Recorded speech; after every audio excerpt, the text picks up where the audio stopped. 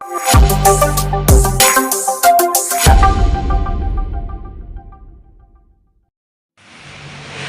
Mass മോട്ടോഴ്സിൽ നിന്നാണ് CBZ extreme വണ്ടിയുടെ fuse പോണ കംപ്ലൈൻ്റ് ആയിട്ടാണ് വന്നേണേ. നമ്മളത് വയറിങ്ങിറ്റൊക്കെ മാറ്റിയേക്കണതാണ്, വയറിങ്ങിറ്റൊക്കെ മാറ്റിയേറുന്നതാണ്. അപ്പോൾ അതിൻ്റെ ഈ വയറിങ്ങിൻ്റെ കംപ്ലൈൻറ്റ് എന്ന് പറഞ്ഞാൽ ഡയറക്റ്റ് ശരിക്കും ഫ്യൂസ് പോകാന്ന് പറഞ്ഞാൽ ബോഡിയിലേക്ക് ഡയറക്റ്റ് എർത്ത് വരുമ്പോഴാണ് ഫ്യൂസ് കംപ്ലൈൻറ്റ് വരാം. അപ്പോൾ നമ്മൾ ചെക്ക് ചെയ്ത് പ്രത്യക്ഷത്തിൽ നമ്മൾ ഇന്നലെ നോക്കി, അതിനുശേഷം ഇന്ന് നമ്മൾ അഴിച്ച് നോക്കിയിട്ട് നമുക്കങ്ങനെ കാര്യമായിട്ടൊരു കംപ്ലയിൻറ്റ്സ് നമുക്ക് പ്രത്യക്ഷത്തിൽ കാണുന്നില്ല.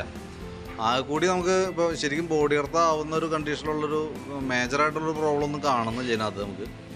പിന്നെ നമുക്ക് ആകെ കൂടി ഒരു കംപ്ലയിൻ്റ് ആയിട്ട് കിട്ടിയത് ബാക്കിലത്തെ ടൈൽ ലൈറ്റുമായി ബന്ധപ്പെട്ടാണ്. ഈ ബ്രേക്ക് ലൈറ്റിൻ്റെ ആ സൈഡിൽ നമ്മൾ അഴിച്ച് ചെക്ക് ചെയ്യുമ്പോൾ അതിൻ്റെ ഈ ഭാഗത്തായിട്ട് ചെറുതായിട്ട് ഇൻസുലേഷൻ പോയി നിൽക്കുന്നുണ്ട് കണ്ടോ. അത് ഇൻഡിക്കേറ്റർ സൈഡാണ് വരാൻ. ഇപ്പോൾ അതങ്ങനെ എന്തെങ്കിലും ടച്ചായിട്ട് വന്നതായിരിക്കാം കേട്ടോ. അപ്പോൾ ഞാൻ അതും ഒന്ന് ക്ലിയർ ചെയ്തിടുന്നുണ്ട്.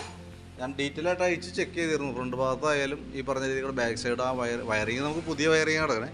കാര്യം കമ്പനി വയറിങ്ങിട്ടല്ല, പക്ഷെ എന്നാൽ പോലും പുതിയ വയറിങ് ആണ്. വയറിങ്ങിൽ അങ്ങനെ വേറെ പ്രശ്നം തോന്നുന്നില്ല പ്രത്യക്ഷത്തിൽ.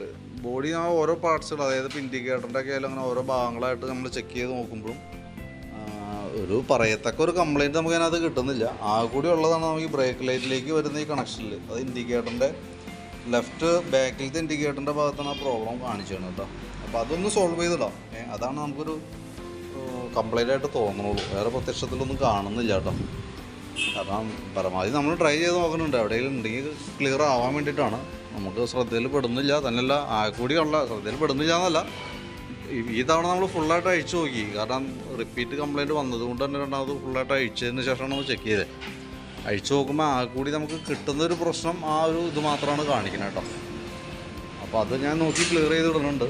പിന്നെ ഫ്യൂസ് 2 ഒരു സെറ്റ് സ്പെയറും വെച്ചിട്ടുണ്ട്, ഒരു സെറ്റ് പുതിയത് സെറ്റ് ചെയ്തിട്ടുണ്ട് കേട്ടോ. പിന്നെ മെയിനായിട്ടെന്ന് പറഞ്ഞാൽ കിക്കറില്ലാത്തതാണ് വേറൊരു പ്രശ്നം. അല്ലെങ്കിൽ കിക്കർ അടിച്ചതിൽ സ്റ്റാർട്ടായാറ്. അപ്പോൾ ഈ രീതിയിലാണ് വർക്ക് ക്ലോസ് ചെയ്യുന്നത് കേട്ടോ. ഞാൻ പിന്നെ ബോഡിയൊക്കെ സെറ്റ് ചെയ്ത് കഴിഞ്ഞാൽ വിളിച്ചോളാം കേട്ടോ.